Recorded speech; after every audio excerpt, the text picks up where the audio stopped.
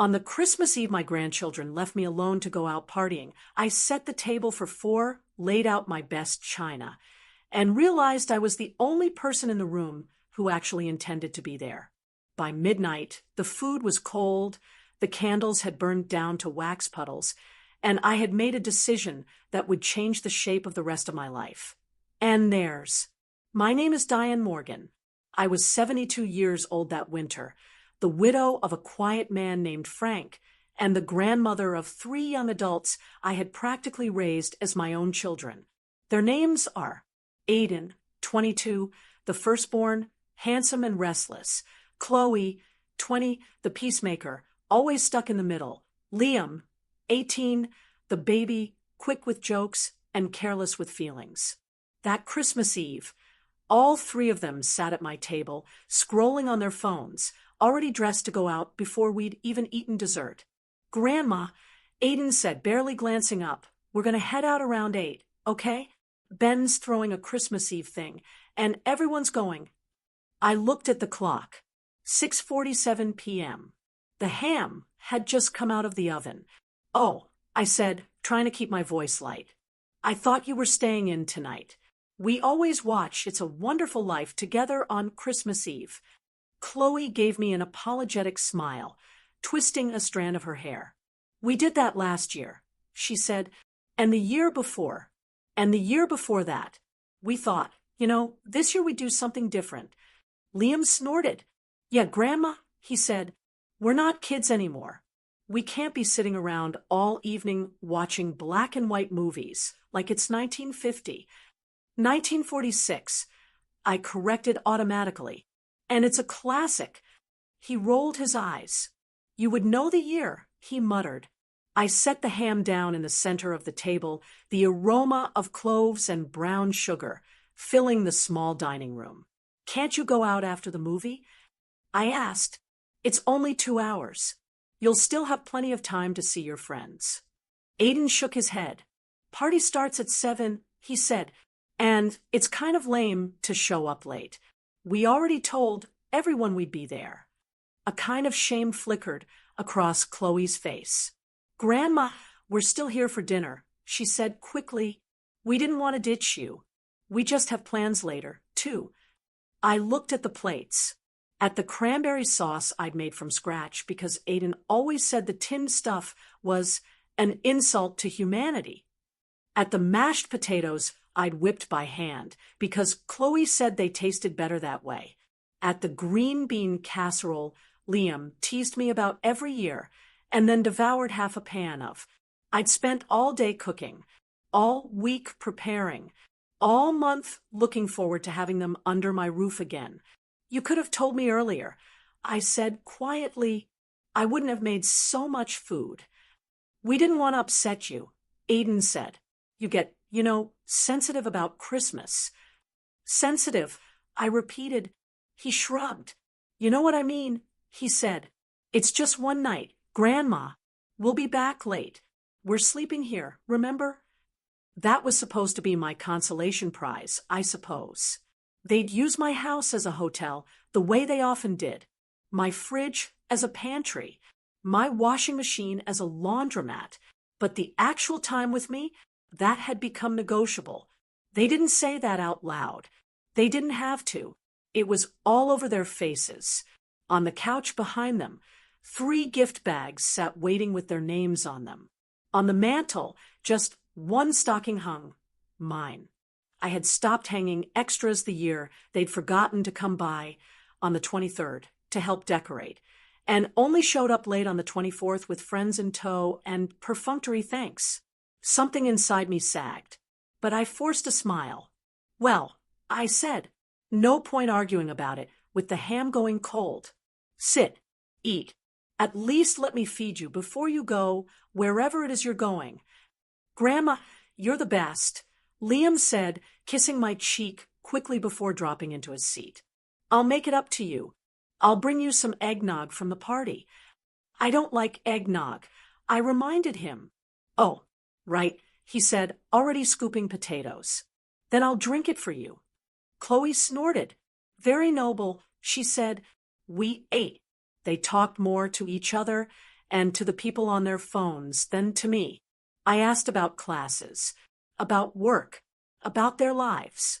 They gave me short, distracted answers. Same old, Aiden said. Fine, Chloe said. Boring, Liam said. Can't wait to graduate and escape this town. Escape this town. The town where I'd lived for 49 years. Where I'd buried my husband. Where I'd taken them in when their parents, my son and his wife, had blown apart our lives with a car crash and a bottle of vodka when Liam was only 6. Do you remember, I asked, half to myself, the year the tree fell over and we all sat on the floor and ate pizza because I burned the roast? Chloe smiled, briefly. Yeah, she said. I still have the photo of us in those matching pajamas. Aiden shrugged. Sure, he said, but that was like a million years ago, Grandma. Liam checked his watch. Hey, it's 7:40, he said. We should go soon if we want to hit 2 parties. 2. I repeated. Don't stress, Grandma, he said. We'll be fine. We're not 12. They finished eating. I cleared their plates. Leave the dishes, Chloe said, standing and grabbing her coat. We'll do them when we get back. You said that at Thanksgiving. I said, they're still in my sink in the photos. She looked guilty. I'll really do them this time, she insisted. Promise. They bundled up. Chloe, at least, hugged me properly. I love you, she whispered. Don't stay up too late, okay? I always stay up too late, I said, operating on Grandma time. Aiden kissed the top of my head absent-mindedly while checking a text. Love you, Grandma, he said. Don't wait up. Liam called from the door. If anyone knocks, don't open it unless they say candy 3 times, he joked. It's probably the Grinch. Be careful, I said. No drinking and driving. Call me if you need a ride. I don't care what time it is. Yeah, Aiden said. We got it. They left in a hurry of cold air and laughter. The door closed. Silence rushed in behind them. I stood in the hallway, listening to the sound of their car pulling away. Then I went back to the dining room.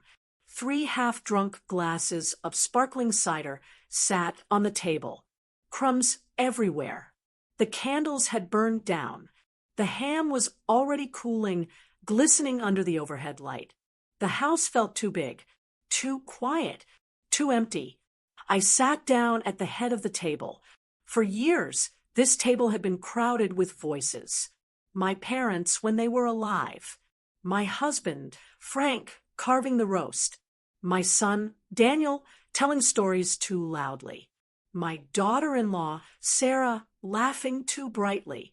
And later, the kids, my grandkids, when they were small, climbing into my lap, smearing gravy on their cheeks, begging for one more story, Grandma.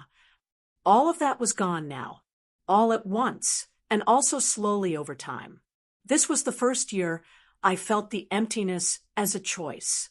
Not the universe's, theirs. My grandchildren had left me alone on Christmas Eve to go to parties. To them, it was a simple, modern decision. To me, it was a mirror, and I did not like the reflection. 3. How I became the built-in sitter. I didn't become a stand-in parent to my grandchildren by choice. But once it happened, I stepped into the role like a person walking into a room already on fire, without thinking about how much water I actually had to give. My son, Daniel, was 30 when he married Sarah. He was ambitious and charming and a little reckless, like his father had been before time, and responsibility smoothed Frank's sharp corners. Sarah was beautiful and wild. They were terrible with money and wonderful with their children. From the day Aiden was born, my life rearranged itself around being Grandma. I baked cookies. I learned how to install car seats. I showed up with casseroles when Sarah was overwhelmed and Daniel was working late. When Chloe came along, then Liam, my heart stretched to accommodate them. I babysat. At first, it was just a little help so we can have a date night. Then it was because daycare was too expensive, and they were saving for a house. Then it was because Daniel got a promotion that required travel, and Sarah's shifts got longer. By the time Liam was 4, my house had a crib again. A high chair in the corner. Little shoes by the door. I didn't resent it. Not then. I loved them. I loved being needed. I told myself, Frank and I will have plenty of time to ourselves later. Right now, the kids come first. Then, on a wet spring night when Liam was 6, everything changed. They called it an accident. Daniel and Sarah left a bar after just a few drinks. They didn't make it to the next intersection. The police came to my door at 2 a.m. My life split into before and after in the time it took an officer to say, "There's been an accident." The kids moved in. Permanently. There was no one else. Sarah's parents were gone. Frank's health was already fragile.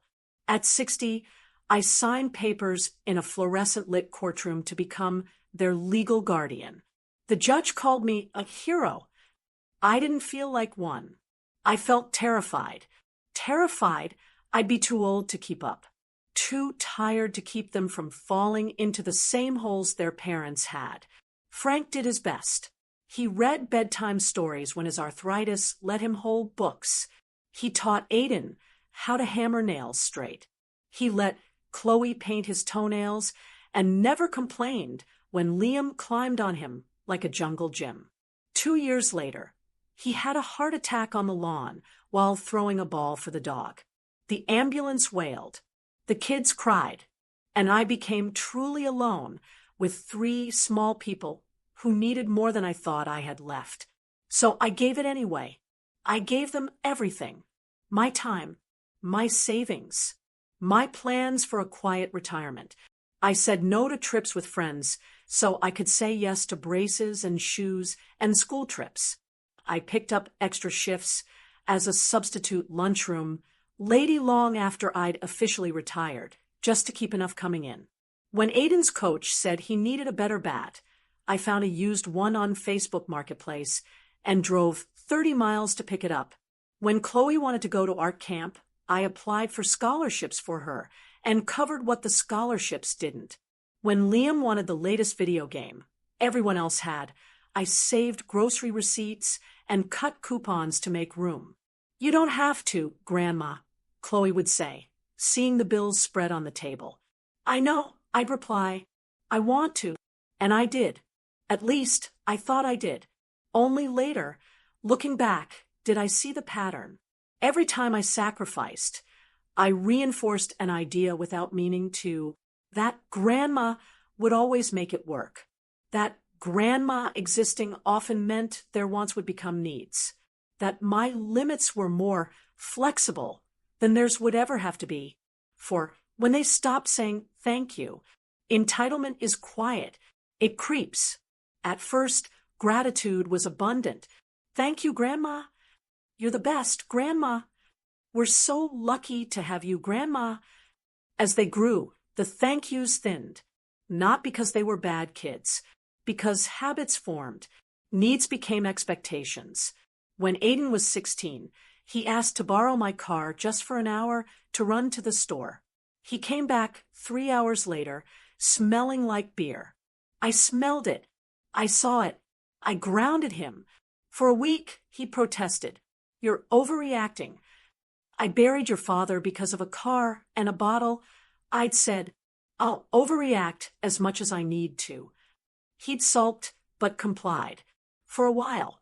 When Chloe was 17, she came home upset because her friends were all planning a senior trip to the beach. "I can't go," she'd said. "We can't afford it. I'm not going to ask you, Grandma.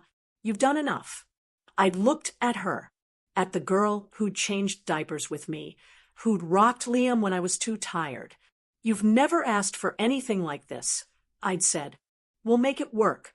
We did. She thanked me over and over. She brought me back a tacky seashell magnet that still clung to my fridge on that empty Christmas Eve. When Liam was 18, the lines blurred further. "You know I can't pay you back yet. he said when I co-signed his community college loan. But as soon as I get a job. I believe you, I'd said. He got a job. He paid the minimum. The rest of the money that passed through his hands went to new shoes, streaming subscriptions, nights out. Not once did he say, "Here, Grandma, for the loan." When I gently brought it up, he shrugged. "Everyone has debt," he'd said. "It's normal. You said yourself you didn't mind." What I had said years earlier was, "I don't mind helping." Not, "I don't mind being the safety net for choices you don't want to feel." The difference was lost somewhere between us. 5. The decision, a will, not a weapon.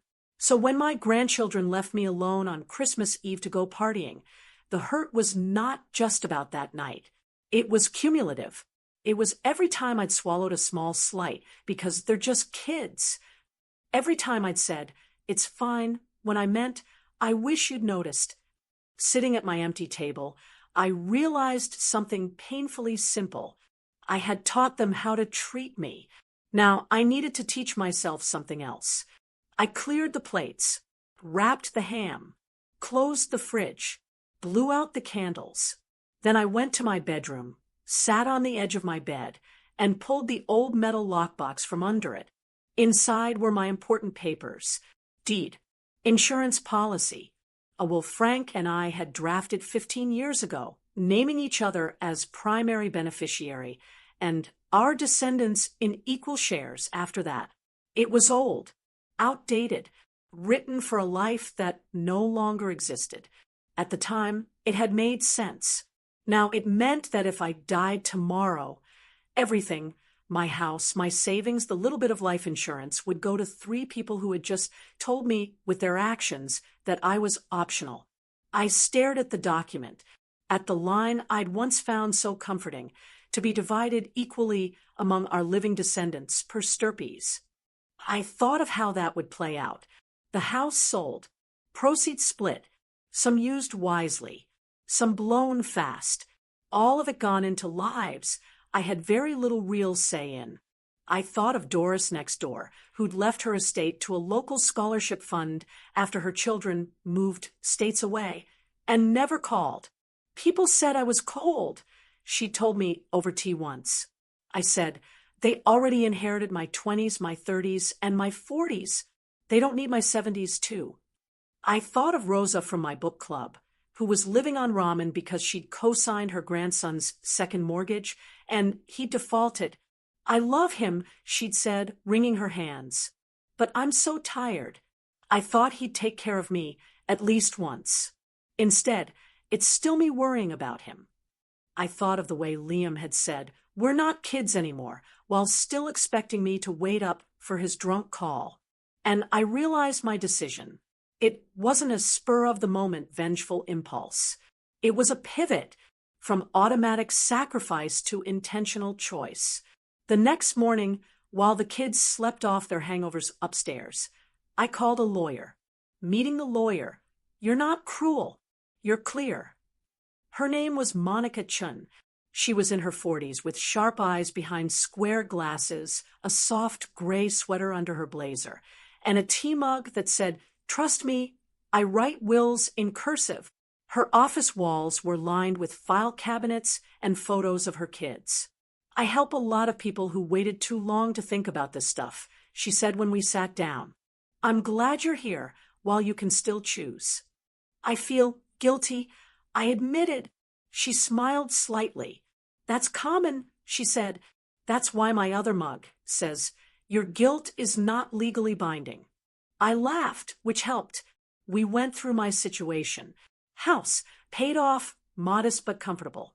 Pension, enough to live on, not enough to be lavish. Savings, a small nest egg I'd been careful with. Life insurance, a policy from Frank's old job that hadn't yet lapsed. "Your grandchildren?" she asked. I told her everything. The crash that killed their parents, taking them in, the years of sacrifice, their recent behavior, Christmas Eve. Her face didn't twist into judgment or sympathy. She just nodded. "And your relationship with them now?" she asked. on a scale of we talk every day to we only exchange holiday cards. Somewhere in the middle, I said, we're present, but not always connected. They come here when they need something, less so when they don't. Do you want to leave them something when you die? She asked. Yes, I said without hesitation. I don't want them to struggle. I know what struggle feels like.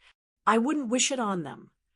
But, she prompted gently, but I don't want my last act as their grandmother to be funding their disregard for me.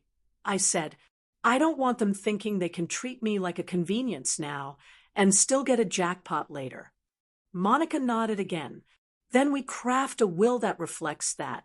She said, one that takes care of you first, recognizes your love, but doesn't reward entitlement. She pulled out a blank form. We start with your needs. She said, long-term care, if you need it. Medical emergencies. Cash buffer. You can't help anyone if you're broke and sick. We set aside a portion of my savings and a clause to direct part of the house proceeds into a long-term care fund if I ever needed a nursing home. Now, she said, grandchildren. What's the smallest amount you could leave them and not feel like you'd betrayed yourself? And what's the largest you can leave them without feeling resentful? I thought, a used car each. I said, enough for a deposit on an apartment, or a chunk towards student loans, if they have them. Something that says, I wanted to help you start, not, I wanted to hand you a whole life. We picked a number that felt fair and manageable, split 3 ways. Do you want any conditions? She asked. Age limits? Usage restrictions? I don't want to micromanage from the grave, I said, but I also don't want Liam blowing it at a casino the week after the funeral. She nodded. We can structure it so they receive it in stages, she said. For example, a portion at 25, a portion at 30. Enough time to get their heads on a little straighter. That sounds good, I said. What about charities? She asked. Causes? Friends who have been there for you more consistently than family. Doris came to mind. Rosa, the little library fund. I donated $10 to every Christmas to keep the children's reading program alive. I'd like part to go to the local library, I said, for kids' programs, and part to a scholarship in Frank's name at the high school, for students who want to go into trades and don't have family support. She smiled. I like that, she said. That's a legacy. We worked through the details. At the end, Monica slid the draft toward me. It's not cruel, she said. It's clear. Will they see it that way? I asked. Probably not at first, she said, but how they feel about your choices is their work, not yours. She hesitated, then added, we can also attach a letter. In your words, explaining why you structured things this way. Judges read those if there are disputes. So do grandchildren who want to understand later. I thought of Grandma next door, whose kids had thrown a fit about her will, and then quietly taken the charity's tax receipt anyway. Yes, I said, I want that. I went home with a copy of the draft and a lump in my throat that night after the kids had gone back to their own lives. Oblivious to the appointment I'd had, I sat at my table with a pen and a fresh sheet of paper. I wrote, to my grandchildren, if you're hearing these words, it means I'm gone, and you're sitting in a room with a lawyer and some papers you probably don't want to read. So I'll keep this short. I love you. I loved you when you left sticky handprints on my walls, and when you slammed doors as teenagers, and when you were too busy to call because life felt more important than an old woman's stories. But love does not mean giving you everything I have, so you don't have to face the results of your own choices. I spent my youth and middle age raising your father, and then I spent my retirement years raising you. I gave you my time, my money, and my heart. This will is my way of giving you something else, the chance to build something on your own. The amounts you see are not judgments on your worth. They are the pieces of my life I can let go of without resentment. I am leaving the rest to causes and people who showed up when no one else did, because that is what I needed most, and I want someone else to have it too. If this makes you angry, sit with it. Ask whether that anger is about love or about expectations. You do not owe me perfection. I do not owe you my entire estate. What we owe each other is honesty. This letter is mine to you. Love, Grandma Diane. I signed it. I cried. Then I slept better than I had in months.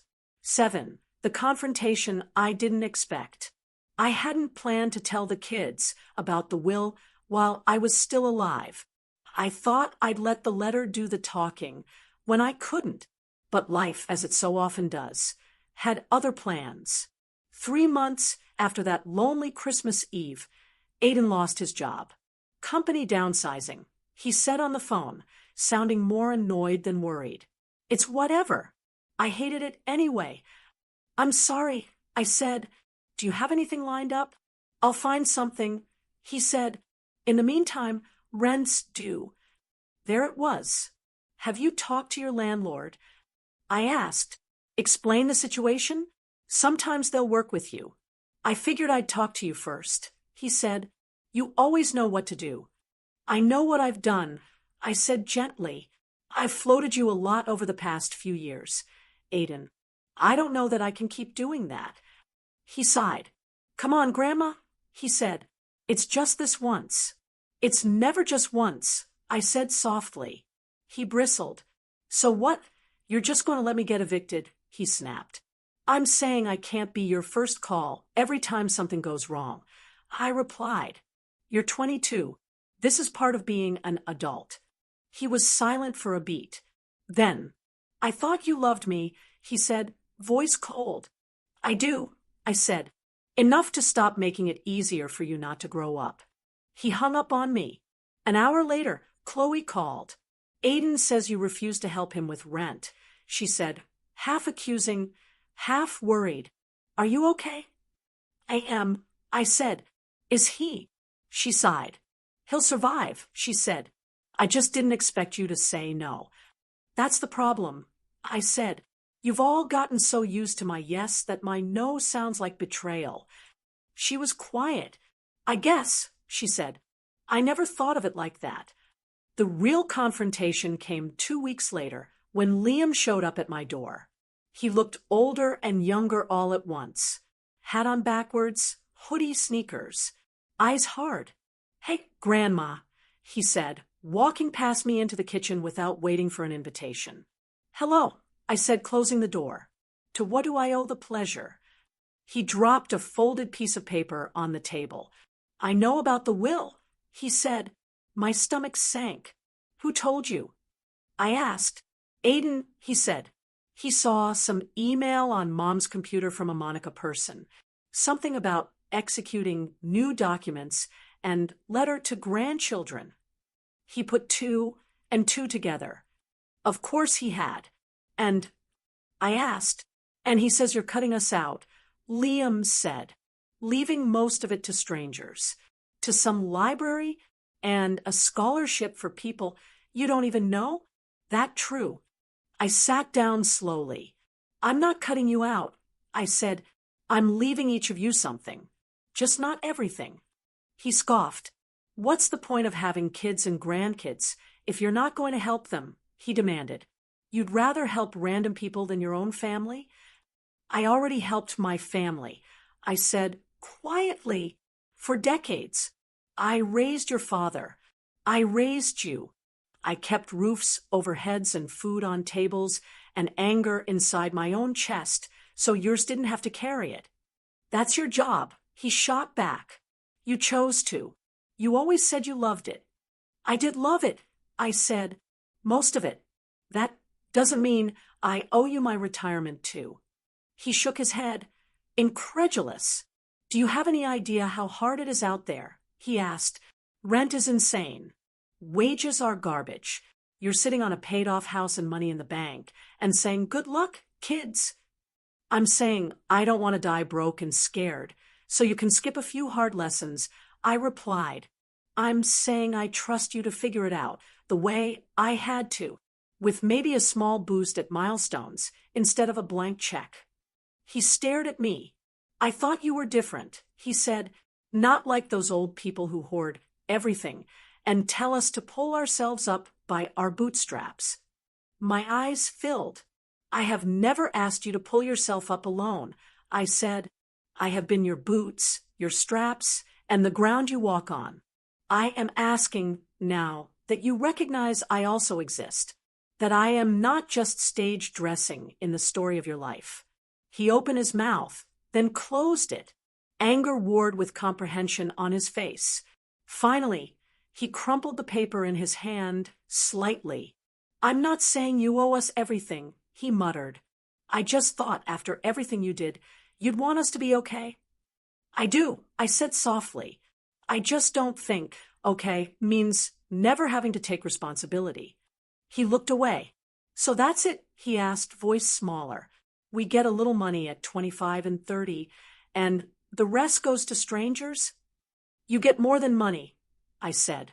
You get my name on the scholarship, on the library plaque, on the kids who learn to read, and the teenagers who get a chance at trade school because I believed in them. You get to say, if you want, my grandmother did that. He snorted. Or we get to say, Grandma loved everyone but us. He said bitterly. That's not true, I said, but you might tell it that way for a while. That's on you. He shoved the paper in his pocket. Whatever, he said. It's your money. Do what you want. He stomped to the door. Liam, I called. He paused. I love you, I said. That hasn't changed. He didn't turn around. Yeah, he said. Could have fooled me. He left. The silence that followed hurt, but it was a clean hurt, not the festering kind I'd been living with. 8. A different kind of Christmas. The next Christmas Eve, I didn't make a ham. I made soup. Simple, hearty vegetable soup in a big pot. I baked one small pie. I put 4 place settings on the table, not for my grandchildren, who had other plans again, but for the people who had shown up for me in ways that mattered. Doris, my elderly neighbor. Rosa from book club. Monica, my lawyer, who surprised me by accepting the invitation and bringing her teenage daughter. We ate. We laughed. We shared stories. At some point, Rosa raised her glass. To Diane, she said, for showing us it's never too late to stop being everyone else's safety net and start building one for yourself. We clinked glasses. Later, as we drank tea and listened to carols, my phone buzzed. A text from Chloe. Chloe, hey Grandma, we're at Mom's this year. I know things have been weird since last Christmas. I just wanted to say I'm thinking of you. Love you. Christmas tree, red heart. I smiled. Me, I love you too, dear. I'm having dinner with friends. We'll talk after the holidays. No guilt. No panic. Just space. A few minutes later, another buzz. From Aiden, of all people. Aiden got a new job. Not glamorous, but it's honest. You were right about me needing to figure some stuff out. Merry Christmas, Grandma. I teared up. Me, I'm proud of you. That's the best gift you could have given me. Merry Christmas. Liam did not text. Not that night. But 3 months later, on a random Tuesday, my phone rang with his name on it. Hey, Grandma, he said when I answered. His voice sounded older, less sure of itself. Hello, I said. How are you? I got a job, he said, like a real one, full-time, benefits, and everything. That's wonderful, I said, meaning it. Yeah, he said. It's hard, but it feels good. I wanted to tell you, and I'm sorry for what I said about you not loving us. I closed my eyes. And I'm sorry, I said, for taking so long to love myself enough to say no. We were quiet for a moment. Then he said, half awkward, so what are you doing for dinner on Friday? Making soup, I said. Want to come over and learn how? Yeah, he said. I think I do. I did not get cinematic revenge on my grandchildren. I did not throw them out of my life or write them out of my will entirely. What I did was quieter, and for me, much harder. I stopped training them to believe my love meant my life existed in service of theirs. I redirected my money toward things and people who had stood in the gap without demanding everything from me. I made room at my table for those who were eager to share it, not just those who expected it to be there. If you're a grandparent listening to this, staring at an empty chair you thought would be filled at Christmas, please hear this. You are not wrong for wanting company. You are not petty for wanting gratitude. You are not cruel for putting your own oxygen mask on first. And if you're a grandchild, defensive, and hurt, ask yourself, are you upset because your grandmother stopped loving you, or because she stopped letting your life be easier at the expense of her own?